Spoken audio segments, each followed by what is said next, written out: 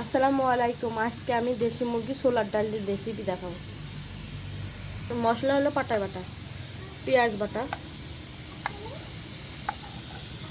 রসুন বাটা, জিরে বাটা, এলাচ, দারচিনি, লবঙ্গ,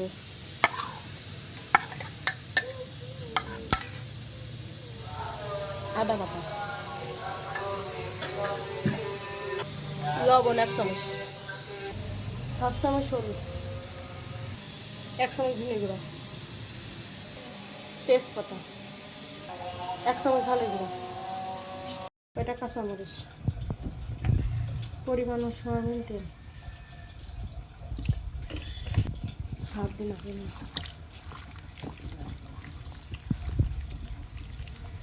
এক্সট্রা দিয়ে দিলাম।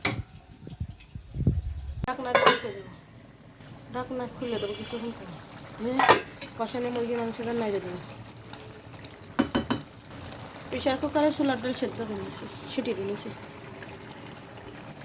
নিয়ে নাড়িয়ে দেবো। ঢাকনা ঢেকে ঢাকনা নিচে করে কষানো মাঝে নাড়িয়ে দেবো। কষানো হয়ে গরম পানিটা দিয়ে দেবো মুরগির মাংস।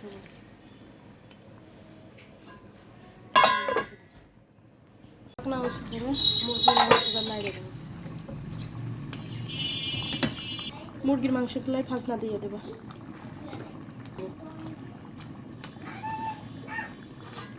ঢেকে দেবো, গ্যাসটা বন্ধ করে দেবো। ছোলার ডাল দিয়ে মুরগির মাংস রেসিপি রান্না হয়ে গেছে।